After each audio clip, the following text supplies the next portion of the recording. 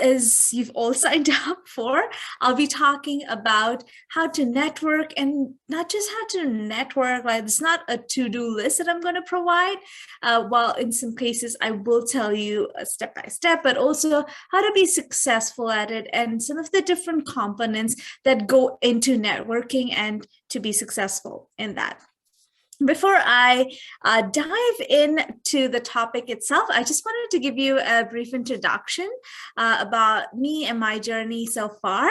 So as you see the 4 flags out there, so I'm originally from India. That's where I was born and raised. I did my bachelor's in India. I started my career with Deloitte. I did my, before Deloitte, of course, I did my engineering in electronics and communication from VTU. So if any VTU alumni out there, so glad you joined us. Woo, VTU.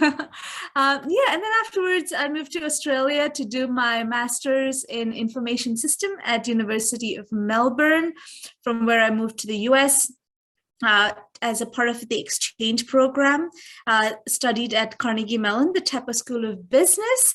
And that's where I really built my consulting skills. And it's still a work in progress, of course, but just to understand what it is to be a technology consultant, get those tools under my belt, I guess, was what I was working on with my master's. And then I decided to come to Canada. Coming to Canada was a big decision for me because I didn't really have any family here, not many friends. So it was something that I had to just take a leap out of my comfort zone and just know that this could be a good opportunity and a way in which I could either build my career or it would go real bad. I do not know. So it was just really a leap of faith, I would say. But ever since I've come to Canada, it's been an amazing experience since my first introduction to the, I don't know if you would say it's a corporate world, but just to get to know people within my career was ACCESS Employment, where I met some amazing individuals who were in the same field as I was in, trying to pursue a career in cybersecurity, people from really all over the world. And that was my first introduction to some of my friends here, and that was amazing. We still have a network where we talk to each other, encourage each other, refer each other, and help build each other in their careers, and also keep it just connect with each other on a personal level. Now, after my course at ACCESS, I got a job offer from IBM. That's where I was for the past 2.5 years. And it's just been 1 week for me at EY. So I was a senior security consultant at EY. It's been an amazing journey so far. And all of this would not have been possible without really me unlearning certain things, which I did across different countries. I had to learn and unlearn, and especially coming to Canada, I thought it was going to be easy because I had lived in the US, same experiences, but oh boy, I was wrong. Every country has its way of operating, its corporate culture, and these are some things that I had to learn in Canada in order for me to have a successful career journey so far. And one of the things that played a key role in my journey, in my career, was networking. And so even with regards to my first job here in Canada, it was not because I sent out a resume. So here's a small story with regards to how I got my first job. I was to sit in the cafe, I remember Starbucks at Brampton, and I spent really 1.5 months just sending out resumes to different organizations. I am not kidding. I'm going to be really vulnerable right now. I have sent out over 150 resumes, and it was taxing. It's not easy searching for jobs, filling out the applications, sending those resumes in, and I never got a response. And after a month and a half, I started getting really frustrated. I did not understand what's happening because this was the way I knew how to apply for a job. That's how I applied for jobs before, and I got job offers. So I was confused. That's when I started reaching out to people who were good mentors. I started researching what is the job market like in Canada and how do people find jobs. That's when I started coming across different networking opportunities. I was terrified initially, and I was like, no, that's crazy. I don't know anybody. That's really intimidating. I am an extrovert by personality, but still just going and meeting people is kind of intimidating. But I had to put myself out there because I knew that I was here to succeed and I wanted to achieve what I came here to achieve. I was not going to be defeated in that. So I said, all right, let's see what this is all about. Let's see if this networking thing actually works. And I have been a strong and a firm believer of that ever since.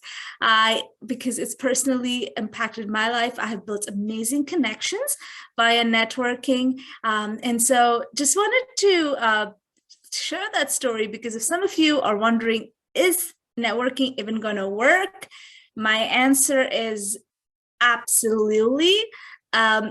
At least give it a chance, right? It worked for me. I know so many people that it's worked for. Give it a chance. So why is networking important? Not just to find a job. That's what I wanted to emphasize to this slide. It's not, networking is important to get a job. That's the first thing, but it also helps you to get a lead to an inside connection. It helps you develop a network within the organization you would want to work at and build those connections. In Canada, I have seen a lot is on actually having those connections, and referrals plays a huge role here in Canada for a job, for you to get a good job. So I'm not saying referrals is the only way, but it definitely is one of the major ways in which recruitment happens here. So getting a lead into the connection into the company and understanding the culture, because it's not just about them liking you and having you as a part of the team, but it's also about you're going to be spending a majority of your time, energy, and resources into that company. So it should be a good fit for you as well. So networking helps understand if it's a good fit for both the parties involved. It helps you build a professional network. I have a job that I'm very happy with right now, but I still go for networking events because it helps you build that network and helps you grow your network. So you're constantly in touch with people from different organizations in your same field. Through networking, you really grow your knowledge as well. And it's a wonderful way of sharing the knowledge. And you build a reputable brand in the industry. I'm not sure what are the different industries that you are looking for the different participants, and which industries you're looking for in this call. But I work in the cybersecurity space, and we're not such a big team here in Canada. Even if you put all the different organizations together, look at their cyber teams, we are in a few thousands, I would say, a few hundreds to a few thousands, I would say. And so when you come together, and we have so many networking events, we have seminars, we have conferences. So when I attend 2 or 3 of these events, I'm kind of bumping into the same people. So you are, and if you get the opportunity to just even meet 1 or 2 people, build those connections, that's a brand that you are building. You have an opportunity to share your skill sets, to share what you are good at, to really build a brand for yourself. And so when someone's looking for a job, they know who to contact. And you learn from experts in the industry, because of course our industries, especially if you're in technology or really any industry, it's constantly growing, constantly evolving. And when I was in school, I knew group studies were great because you don't just learn what you study individually, but you're also able to gain from other people's from other people and their knowledge. So when you attend networking events, when you go to seminars and conferences, you're able to gain from that knowledge, which people have spent years learning. And networking, this for me is one of the big things, is finding mentors and coaches. I have seen that mentors, coaches, and even I found a sponsor in my previous role through a networking event. So very important, very key to have mentors and coaches who can really guide you. And so you don't make the same mistakes that probably they did. And so you would be able to have that that space to really grow and be aware of what it is that is required in your industry. And also you'll make friends. I've had some really good friends that I've made as I grow. And it's not just about a professional network, but it's also some people who you could do life with, who you could build connections with that would help in networking events. All right. That is a lot of information. So just before I go into some more depths on networking itself, I want to break some of the common myths I have heard, and I had myself, to be honest, and just once I break these, it makes it easier to go into the next part of what I have for you guys today. So some common myths are: online job applications are enough. As I told you before, I've tried it. It did not work for me. It hasn't worked for many people that I have met. It has worked for a few, but only online job applications, just applying for that and hoping that you would get a job is not something that I would recommend. Definitely go above and beyond doing just job applications. Go out there, meet people, network, build your connections. That's what's going to help you find a really good job here in Canada. It's difficult for non-native English speakers to find a job. Absolutely not. I know a number of non-native English speakers who are really smart, really brilliant, and who are in amazing roles here. Quite a few of them were in my cohort when I was in my ACCESS program, and they are doing really great right now in the industry. So don't believe that. That is absolutely not true. Networking is a waste of time. I'm here promoting networking because I know it's really helped me. So of course that is false, and if not for anything, it's an absolute value of your time. When I was searching for a job and when I understood the importance of networking, I would prioritize 3 evenings a week to go for networking events, and I did that for 2.5 weeks until I got my job. And so again, I was applying for jobs for nearly 2 months without any success. And 2.5 weeks of doing that, going regularly for networking events, I got a lead and I was able to find my first job, which was really awesome. Hiring freeze, nope, that is not true.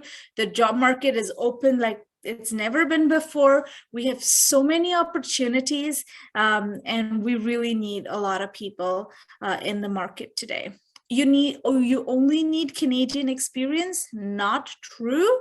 I'm an example for that. I did not have Canadian experience before I got my first job here in Canada with IBM, and there are some companies, probably smaller ones, that might need that, but there's always ways to get around that. One is, there are a lot, I'm just going to give you a few.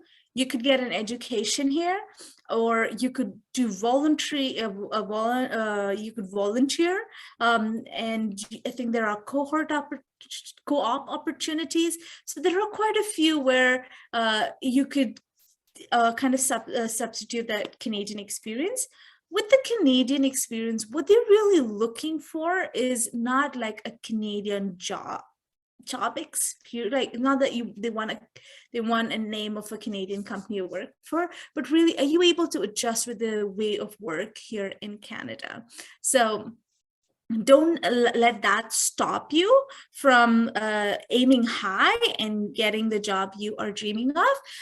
So again, talk to your counselor at ACCES. They have a number of different programs that could help you with getting that Canadian experience. All right, so your network, sorry, did I thought I heard something. Your network is your net worth. If you don't take away anything from today's seminar, I encourage you to just take this and remember it. Not just when you're applying for jobs. I have this as my motto even today when I'm in the job that I love and I'm growing in my industry. Remember, your network is really helps identify what your net worth is and helps grow that. Finding your tribe is really important. What do I mean by finding your tribe? So when I was applying for a job, I wanted to know initially what kind of jobs I wanted to apply for. I was kind of open because I worked in Deloitte before my master's, before I came to Canada. I worked in Deloitte in application risk security, so a lot of technology consulting. I was okay with that. I also did my master's, so I was open with management consulting. But I was not sure as to which fields I would really want to explore. That's where I took the time to understand what are the different job opportunities, what are my skill sets, and how do I have a transferable skill set into the area I want, what's a growing fields in the industry, and how I would be able to contribute, and where I see a career growth. Now, after a lot of research, after understanding, well, what's a growing field? What are my skill sets? What am I passionate about? That's when I found out that, yeah, cybersecurity is something that I have the skill sets for because I've done my education there. I also I have my previous work experience kind of related. Now I needed to find people who did the similar thing that I did. And so I could not just grow in the industry, but get to know the industry first. That's where I found my tribe. So I attended networking events again, understood where different people go who have the same passion as I do.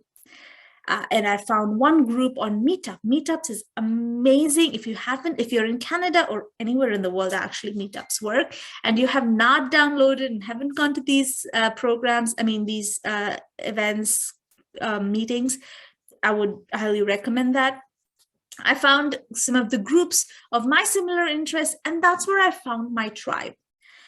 Finding your tribe, finding the people who have the similar passion as you, is where you can grow together. That's a great thing about finding about networking, and also networking helps you find your tribe. As I mentioned before, finding mentors and sponsors helps you grow your network as well. Participate in networking events, but not just as a consumer, but as a giver. What do I mean by this? When you go to networking events, it's not just about what I would get or what I would learn. There is always a subtle difference that people find out. Like, it's like, oh, this is a person who just wants and does not want to give back. In Canada, what I have seen is there's a huge emphasis on giving back. And that is something that is not just noticed, but also something that is valued, and something that is seen as something good, but it also individually for me now, it was initially, of course, it was like, how can I make an impression? But now it's something that I want to do because I see the importance and the value of it. So don't just be a consumer, be a giver. The knowledge you have is vital and important and is worth sharing with your tribe, with the people who have the similar interests as you do. So share what you know, what you're specialized in, what you're an expert in on LinkedIn. When you go to these networking events, you have opportunities to have one-on-one conversations with different people. Share what you know, share your experiences. And that's where you have, everyone has these labels that they kind of put and they know people by. And when you are known as a contributor, that's always a great thing to be known as in the community.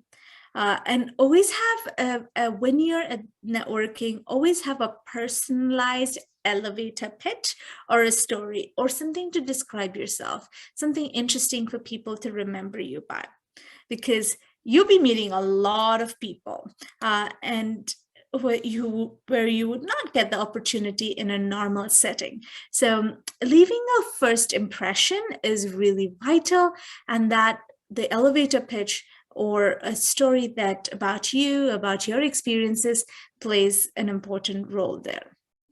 And be genuine. It's very evident if someone's not genuine in making connections. If a lot of people reach out to me, and I've reached out to a lot of people when I wanted to get to know them, make a connection, either on LinkedIn, in person. You know when someone's using you, or you know when someone wants to make a genuine connection to really learn or to grow, or they're just using you to get a job. All right, put yourself in that person's position and know that when you're making a connection, it's not just for a job, it's to really build a connection for a longer career growth. So have that in mind, and don't just use people as a step into a job. That is really seen kind of negative here. So a lot of information. Again, just remember that your network is your network, and invest the time, the energy, the resources into networking. And I'll have some tips further as to some of the things you should keep in mind while attending these networking events, where to find the networking events and stuff like that. I have them in the slides further for you.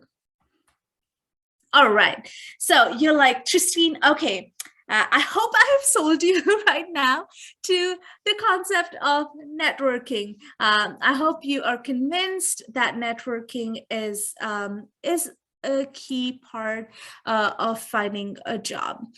But as I always tell people, don't just believe what I say, like go and test it, right? It's important to test and to see what works. I have told a lot of my friends these things, and some of the ways in which I network may not be the way in which works for them. So I'm just going to give you a number of different ways in which you could either network, attend networking opportunities, what to be aware of here. So things have changed. Thanks to COVID, things have changed. We used to, again, when I was looking for a job 2.5 years back, I would be in person talking to people, shaking hands. When in ACCESS, we learned up to give a firm handshake, and now I actually had to remove it from my slide. I was like, I don't think that's relevant anymore. I don't know if some people would be okay with that. So things have changed, but the concept still remains. So types of networking opportunities, informational interviews. Let me come to this a little later. I'm not sure if many of you know what informational interviews are. Just keep this in your mind. I have a slide just for that. Again, this is something I learned after coming to Canada. It was a very new concept for me, but again, it worked wonders for me. We will talk about that in the coming slides. LinkedIn connections.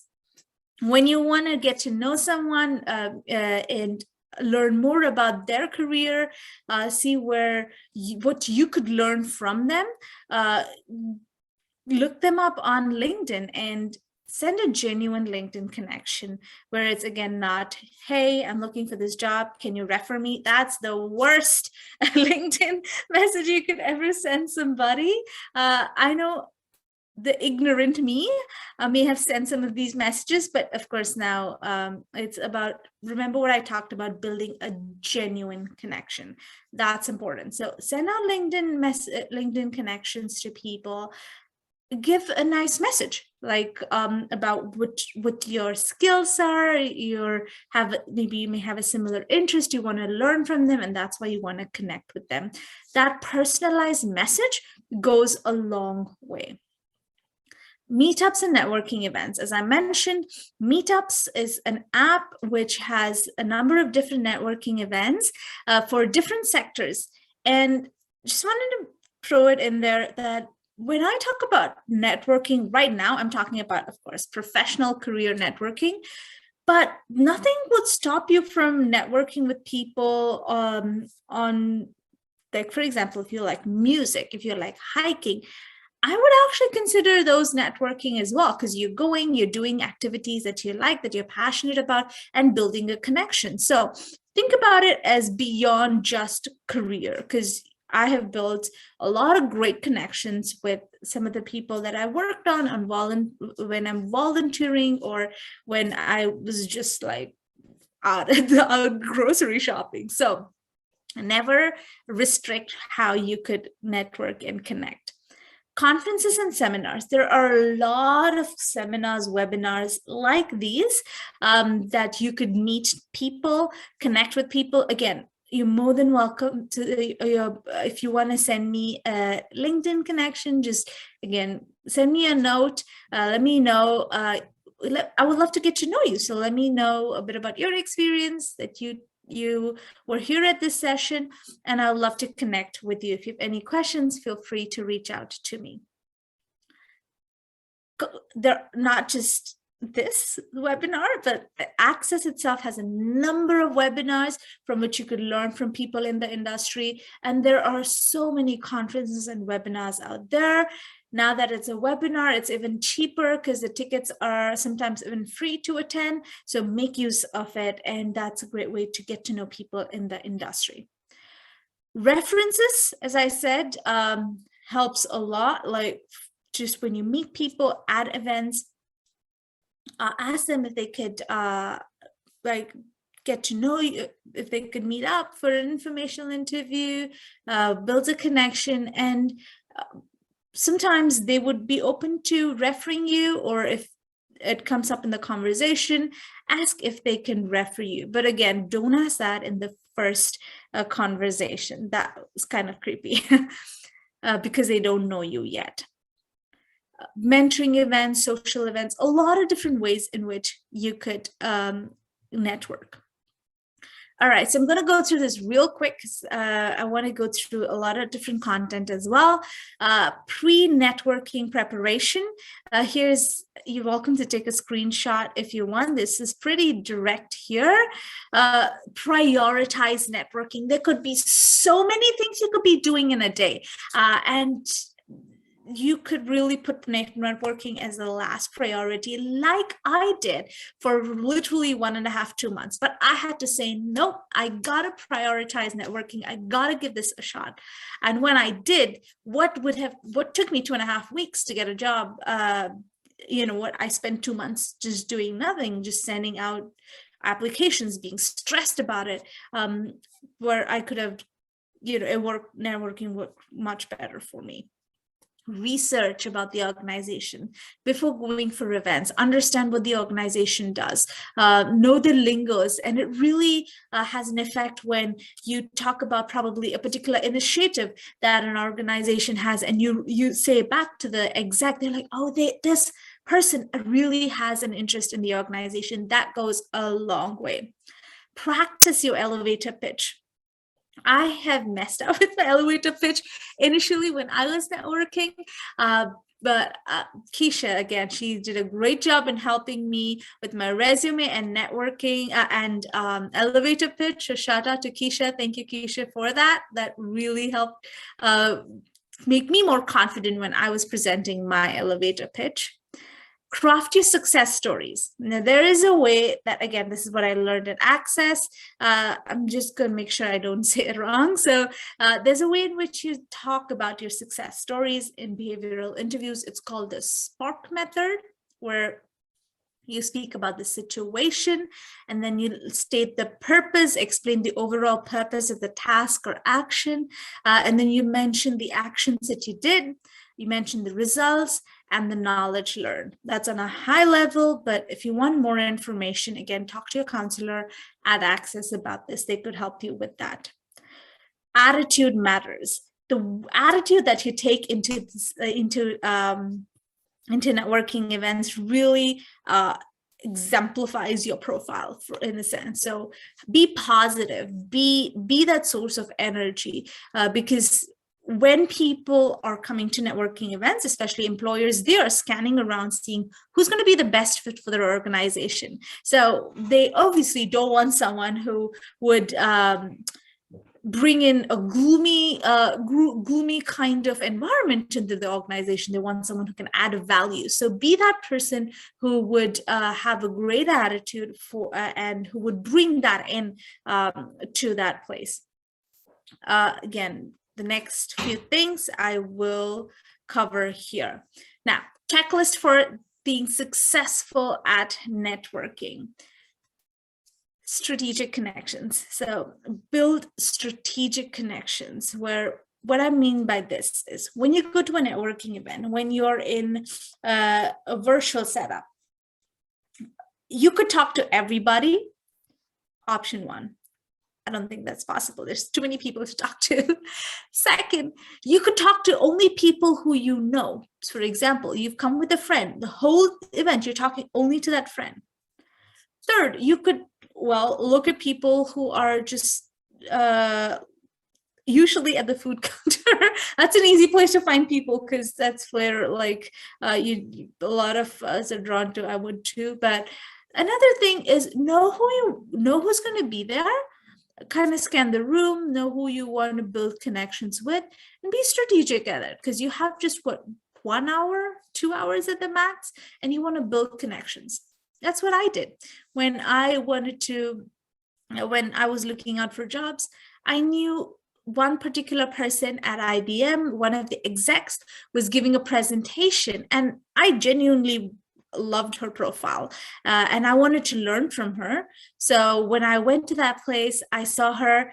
She was talking to a few people. Again, you don't get to see execs in person as much in their organization itself because you're so busy, but at these networking events, they are willing to give their time to be and to invest in people. So I went up to her. I knew I wanted to talk to her. I wanted to learn from her. I had a 2-minute conversation with her. We had an amazing conversation about our careers. I told her what I was doing. We connected and we built a network there. And then she referred me to the job, to my previous company. So build strategic connections and be strategic in the way you want to network. I mentioned before, ask people to connect. If you don't ask, you don't get. It was what my mentor always told me, and I always keep that close to heart. So if you have any questions, ask and make a good first impression, because first impressions matter. And give your person who you're talking to something to take away, something to remember you by, and that way it's they could be able to differentiate who they were talking to. Be a good listener. This is another thing that I have seen a lot of people fail at, because they want to do all the talking and they don't want to do any listening. So this way, one, you don't get to learn about the organization, learn about the person you're talking to, and sometimes you're not able to build that connection because you're doing all of the talking. So yeah, again, I feel like I'm giving you a lot of information. I hope you're able to grasp onto this. I hope these slides are available. Like, again, go through them and really work on some of these things that you might want to work and be more better at. I'm going to skip this for the time. And again, elevator pitch. Here are a few things that you would want to keep in your elevator pitch.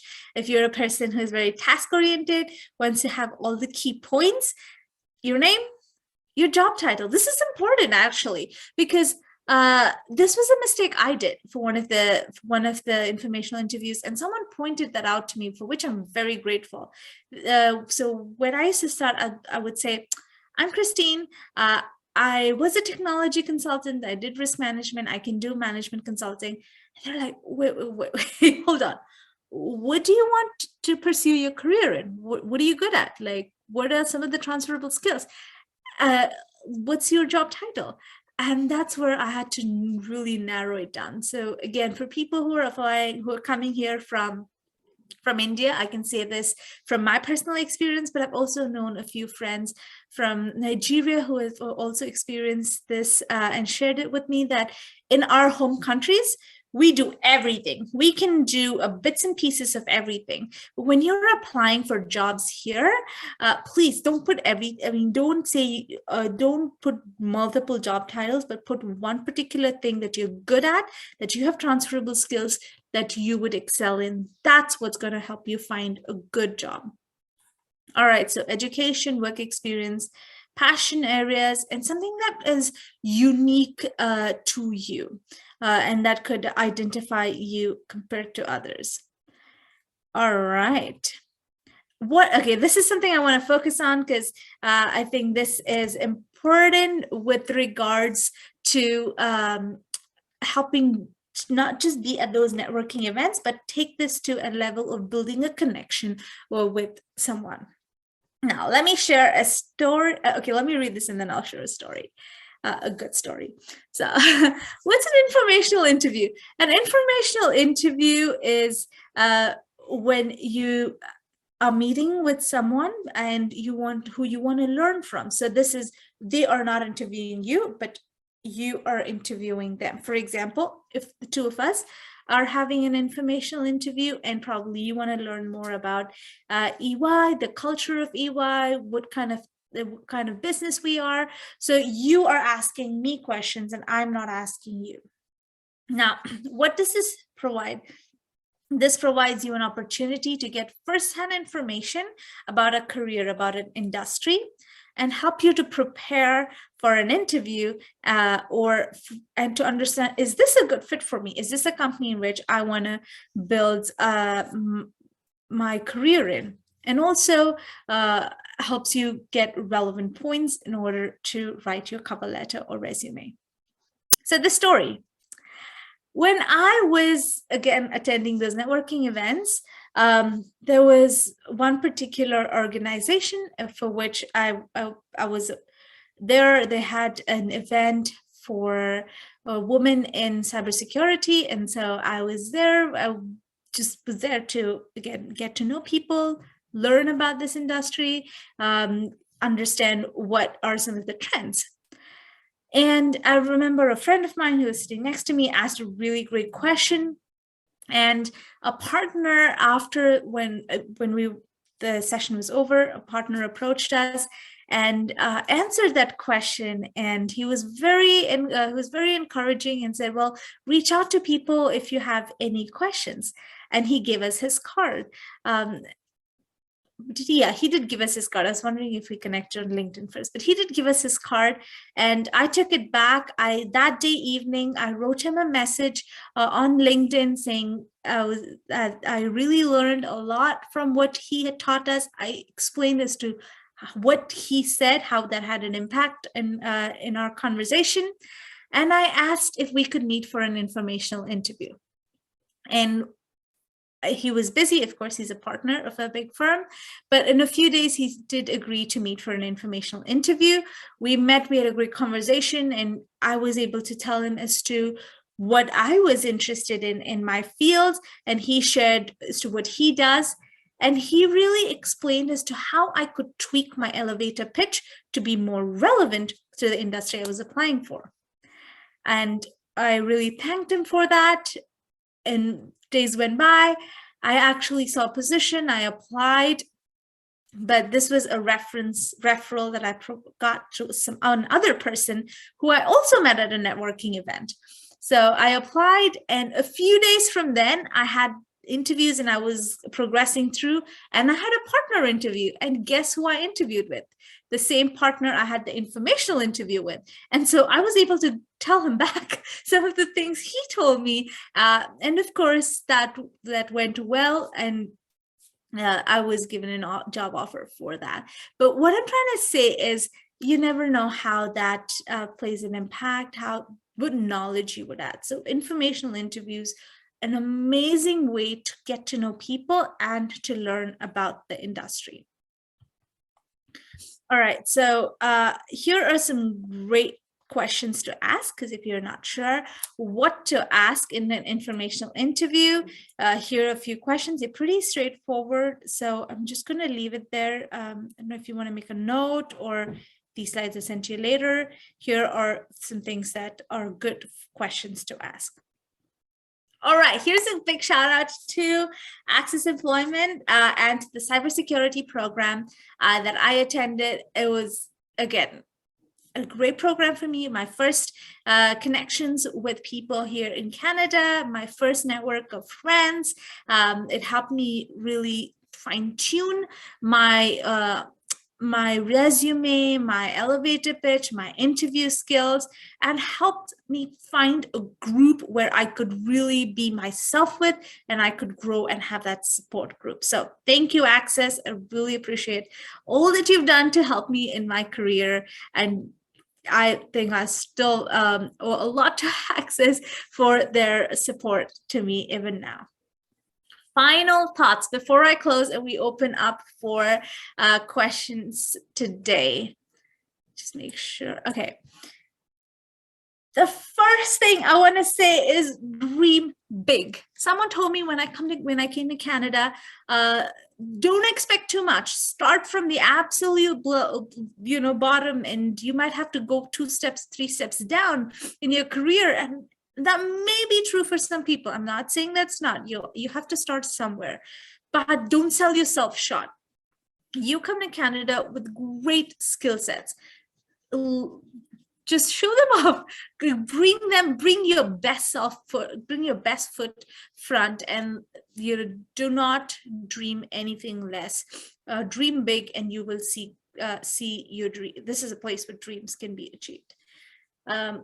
Be innovative, explore opportunities. Don't be constricted to something that you know, but be willing to unlearn as needed. As I said, be genuine, and don't be afraid of titles. This is something I want to highlight here before I open up for before the next point.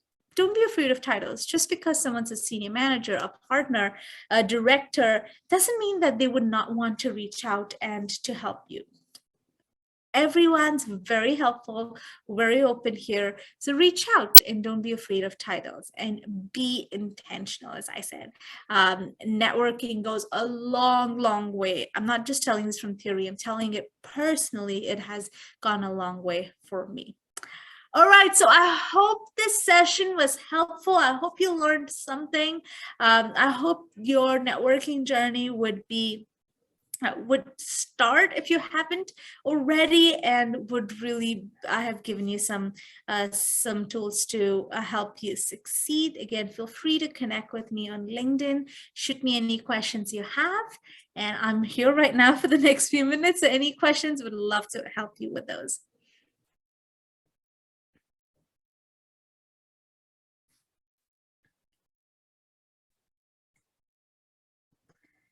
So I'm just taking a look at the chat, and we have somebody that asked if you can give an example of bridge. Of bridge? Yeah. Last slide, please. Can you show the slide for informational interviews? Okay, let me just go back. Is this the one? No. Oh, yeah, probably.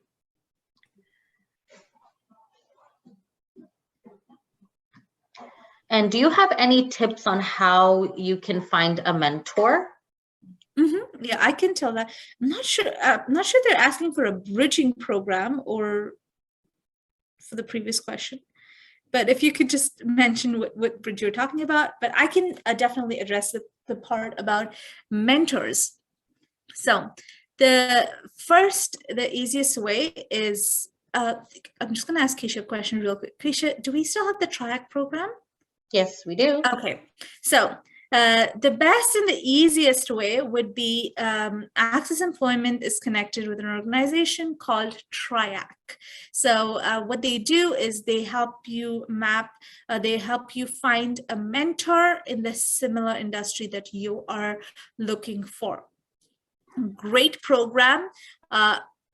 It was kind of ironic for me because unfortunately I was not able to find a mentor because again, it's a very intense program. There are not as many mentors as mentees, but again, I went out and found a mentor for me. But TRIAC is a great program, so get in touch with your ACCESS coordinator to connect you with that program.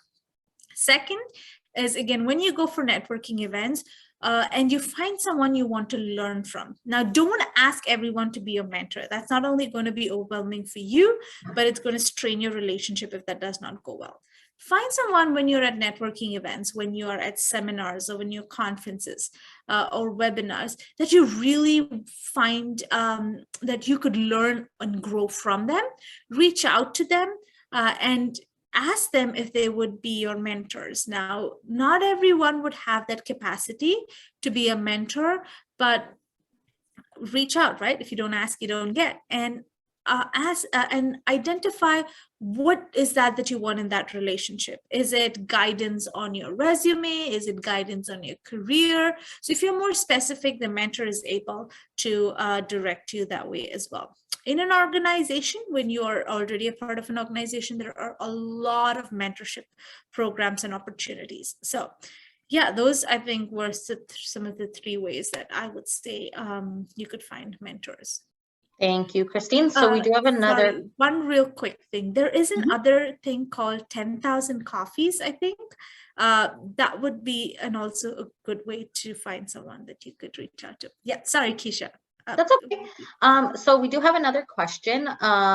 They would like to know if you can advise on how to figure out if volunteering opportunities can be used effectively in the absence of Canadian or North American work experience.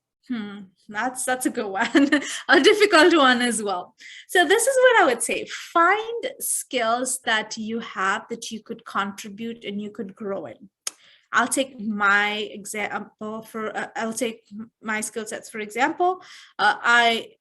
I'm in technology consulting. I have a technology background. I love to do management consulting as well. So I'll reach out to organizations where they need some help with like their technology or some help in managing their systems, something around that, and see how you could contribute and you could help with that. I just keep like coming across different organizations. I have not really, I don't really have a website where you can find different volunteering opportunities, but I've usually, if I wanted to be a part of something, I've just directly typed in the name of that organization. So I would say, again, ask your ACCESS employment coordinator of what are the opportunities for volunteering, but be more specific with that, right? Know your skill sets, know how you could use those in an industry, in the organization. For example, you are a coder, look at different nonprofits looking for people who want to build their codes or things like that. So that was one thing I would suggest. And if you could find something which is closer to an industry that you're passionate about, awesome. If not, and you just want to, give back to the community, I would say do that as well. And while you'll find opportunities there. Even like, for example, if you want to volunteer with an old age home facility, and do that, and you'll find opportunities there. That was helpful. Perfect. So we do have a lot of questions coming in. So this kind of piggybacks off of the last question. So when they say bridge, they're asking how they can contribute without having any Canadian experience. Gotcha. Yeah, again, as I said, volunteering is a great way to do that. Getting for me, how I did it in a way was doing a bridging program, which is something that ACCES provides, as a few other universities provide that as well. Getting that educational experience. Thank you, Christine. So we do have a question from Iker. Have you used any type of database to manage your connections? And what do you think about having one? Is it useful? If so, how would you use it? Ooh, that's a good one. I have only used LinkedIn, to be honest. But again, I think the person asking this question is, you would love to do administration. That's not really my forte. So I have just used LinkedIn. If you have a database to manage your connections, that would be awesome. Just to see is to like list down the people you want to get connected with, find if you have reached out them the first time, they have not replied, know when to send a follow-up, which is not too soon, but not too late as well. Identify when they're free so you can meet them up for coffee now that things are opening up, or have a virtual informational interview. So yeah, great idea. I've personally not done it, but if I would go back in time, I think that would really help me be more organized. But thank you for sharing that. I would recommend that to others as well. Thank you, Christine. So we have two more questions here. Where do we use our elevator pitch? Is it when we meet others in networking events, or only to potential recruiters or employers? Yeah, great question. You actually, it's good to have an elevator pitch to use it at different times. And with that, it's also good to have different elevator pitches, which are customized to people you meet. It's not just, you can use it for at networking events when you're meeting people. That's where it's mostly I've used it. Of course, with recruiters, as well as even when you meet people at probably different events. For example, we were my husband and I were driving back from our previous place, and we were in the Uber, and the Uber driver started talking, and he just gave us his his elevator pitch to us when he was driving in Uber. So really, elevator pitch can be used anywhere, where it talks about who you are, what you're interested in, what are the skill sets that you bring, and what you're looking forward to grow in your career. So have different elevator pitches for different times, and which could be customized based on the person you are interacting with. It's kind of like having a personalized resume every time, but some of the key points, yes, but also some things that could really bring value based on the person you are interacting with. Beautiful. Thank you for that. And then we just have one question left from Kevin. So when talking to somebody that you are networking with, what would be a proper way to ask information of available positions, employment in their team or company? Yeah, so with this, it's first, of course, build a rapport, and I'm not sure if you've already interacted with people here. In Canada, one thing I have seen is small talk is huge. All right. So I had to learn this. Of course, now I cannot have a conversation without a small talk. So just get to know the person initially, have that small talk, have, ease into the conversation, and then understand what that person's role is. Like, give that person your time, your attention, to really know what they are, even, for example, their interests, their career. And so that's when the person who you're talking to kind of eases into the conversation, and you can provide your elevator pitch, talk about what you've done, what you have, where you want to go. And once you've kind of established that rapport, I think that's when you would talk about, well, ask about their organization, what they do, organization, what the organization does. And if you already know, this is where the point about researching the organization comes into effect. So if you have researched, for example, you're applying for a job at RBC, if you've already researched about RBC and you know what RBC does, so you can talk about the field that you are interested in and ask them, well, do you know this particular thing in RBC? And if they say yes, or if they say no, then that conversation goes that way. And then when you have established a rapport that, yeah, they're open to knowing you, that's when you can ask them, well, do you by any chance know of any openings? Is there a way in which, like, what would you recommend for me to apply? Or how, do you have any suggestions? So sometimes it happens in the first conversation. Sometimes it takes 2 or 3 to build that rapport and to build that connection. So do not let that be the first question, but definitely a few questions down the road you could ask them once that rapport is built and once they have gotten to know you.